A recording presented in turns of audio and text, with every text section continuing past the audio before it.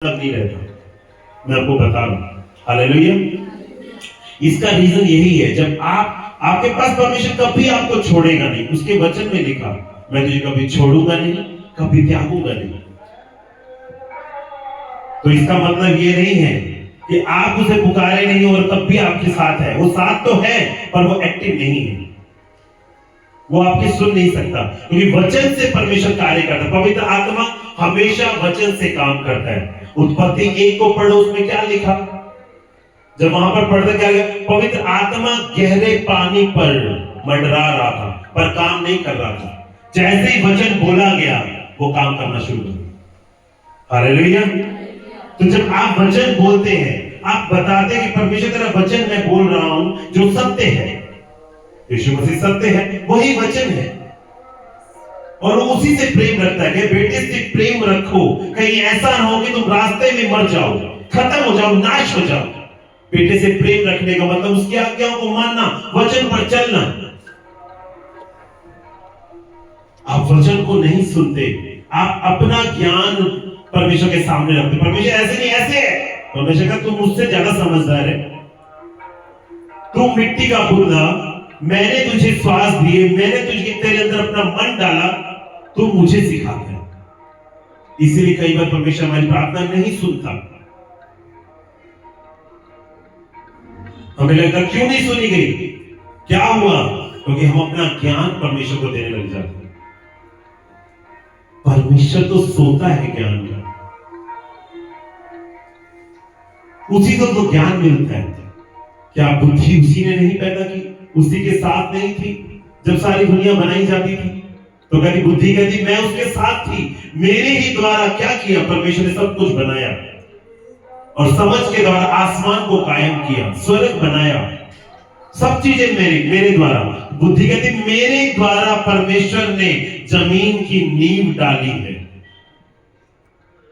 कौन सी जमीन? उस जमीन तो ठीक है जिसपे हम बैठे। हमारी बॉडी को अगर आप चेक करें, हमारे अंदर इतनी नाड़ियां हैं, पूरी धरती के 3 चक्कर लगा देगी, जो अगर जोड़ जोड़ के इनको इकट्ठा कर देते। इतनी नाड़ियां हमारे अंदर 3। अब कितनी बड़ी धरती है, 3 चक्कर लगा देगी उसको, 3 सब परफेक्ट है। हालेलुया। अब पढ़े लिखे लोगों को कुछ चीजें पता लग जाती हैं, क्योंकि कुछ चीजें हम वैसे भी पढ़ते हैं, पर ऐसा नहीं है। पर पवित्र आत्मा आपको जो ज्ञान देता है वो कहीं भी नहीं लिखा। वो ज्ञान आपको अंदर से सिखाता है। वो मन ही में मेरे ज्ञान सिखाएगा, मन में। हालेलुया। आज जब परमेश्वर ने वचन दिया तो कहता है उद्धार का कारण इनका आज का होगा, पर इनको समझना है कि मुझे चलना कैसे है।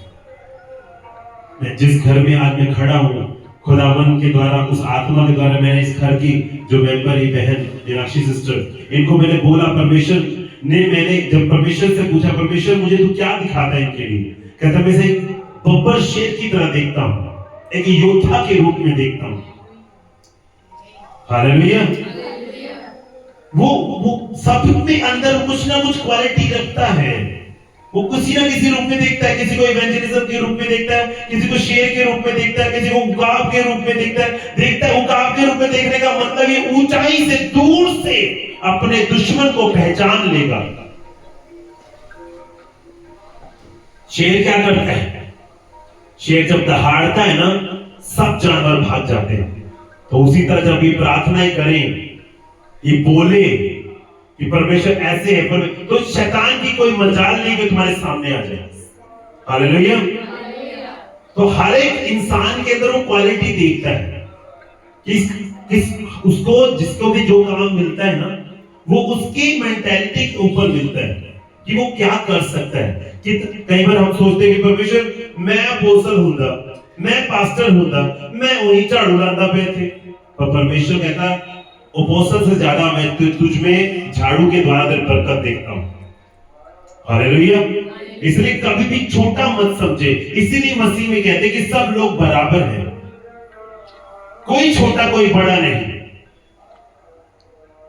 यीशु मसीह ने अपने चेलों के पैर इसीलिए धोए थे कि आपको बता सके कि मैं कहता हूं मैं सेवा लेने के लिए नहीं, सेवा करने के लिए आया हूं। हालेलुया। पास्टर के ऊपर जितना बोझ होता है ना, उतना किसी के ऊपर नहीं होता।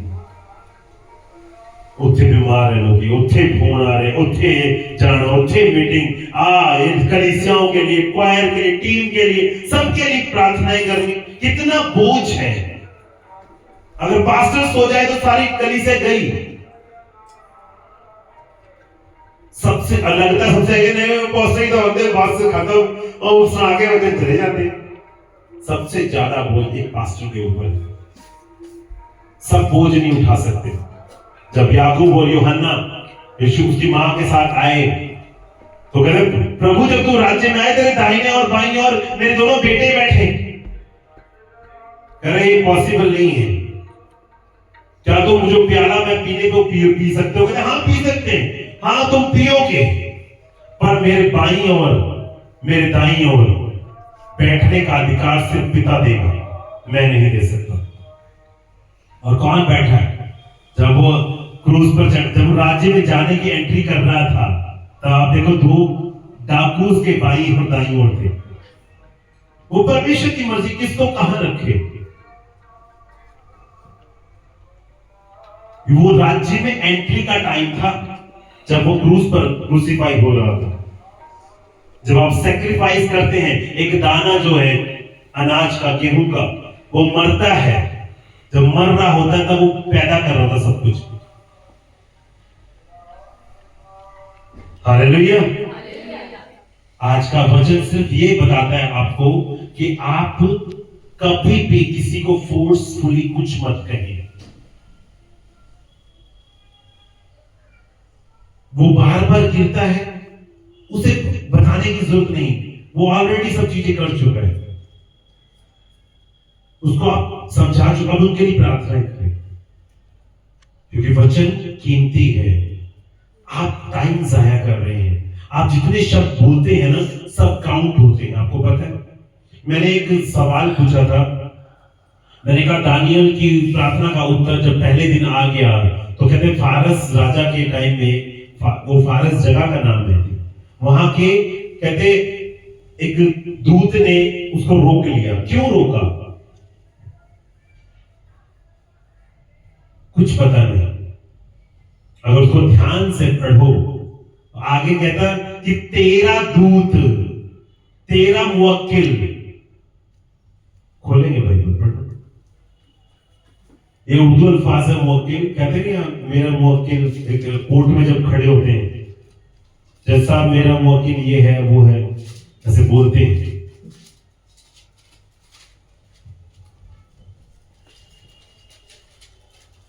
इसमें ये दानियल देखो,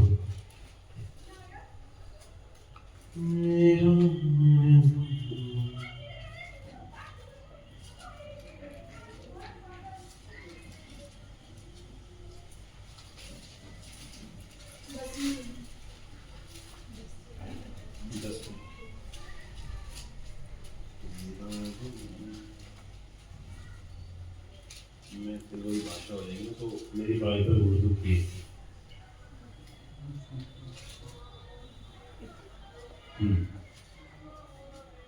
अगर उसकी 12 को पढ़े, तब उसने मुझसे कहा, ए दानियल खौफ न कर, क्योंकि जिस रोज यानी जिस दिन से तूने दिल लगाया कि समझे और अपने खुदा के हुजूर अजीजी करे, तेरी बातें सुनी गई। यानी जिस दिन तूने प्रार्थना शुरू की थी, उस दिन से तेरी प्रार्थना सुन ली गई थी। हिंदी में पढ़े। फिर उसने मुझसे कहा, हे दानियल मत डर, क्योंकि पहले ही दिन को जब तूने समझने बूझने के लिए मन लगाया और अपने परमेश्वर के सामने अपने को दीन किया, उसी दिन तेरे वचन सुने गए और मैं तेरे वचनों के कारण आ गया हूँ। फारस के राज्य का प्रधान 21 दिन तक मेरा सामना किए रहा, परंतु मिकाएल जो मुख्य प्रधानों में से है, वह मेरी सहायता के लिए आया। इसलिए मैं फारस के राजाओं के पास रहा। और अब मैं तुझे समझाने आया हूँ कि अंत के दिनों में तेरे लोगों की क्या दशा होगी। 20 को पढ़ेंगे, 20 को पढ़ेंगे, 20 को। तब उसने कहा, क्या तू जानता है कि मैं किस कारण तेरे पास आया हूँ? अब मैं फारस के प्रधान से लड़ने को लौटूंगा। जब मैं निकलूंगा तब यूनान का प्रधान आएगा। जो कुछ अच्छी बातों से भरी हुई पुस्तक में लिखा हुआ है वह मैं तुझे बताता हूँ। उन प्रधानों के विरुद्ध तुम्हारे प्रधान मिकाएल को छोड़ मेरे संग स्थिर रहने वाला तुम्हारे प्रधान यानी वो किसकी तरफ से आया? जब मिकाएल भेजा गया वो दानियल की तरफ से भेजा गया और वो फारस का प्रधान था। फारस जगह का नाम है। अब बात इस समझने की ये है कि फारस का प्रधान आया क्यों लड़ने आया फारस का प्रधान? आप एक बात ध्यान से सुनेंगे। मैं आपको एक हाई लेवल की बात बताता हूं। जितने काम आप मैं इसीलिए मैंने बोला कि आप जो जो बोलते वो काउंट होती है। हर एक चीज, हर एक वर्ड, जैसे कहते हैं ना किस चीज में भरे जा रहे हैं।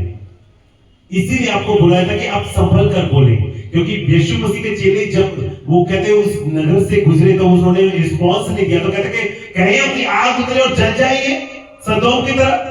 कह रहे तुम चुप रहो, अपने मुंह को बंद रखो। तुम नहीं कह रहे तुम्हारे अंदर कौन सी रूह काम करती है? अभी तुम कहोगे चल जाएंगे वो सब। हम मारने नहीं आए, हम जीवन देने के लिए आए। हालेलुया। इसीलिए वो कहता अपने मुंह पर कंट्रोल रख। तेरे मुंह से निकला एक एक वर्ड काउंट होता है। जब दानियल प्रार्थना कर रहा, पहले दिन आंसर आ गया। बीच में फारस राज्य का प्रधान कैसे उस आंसर को रोकता है? क्यों?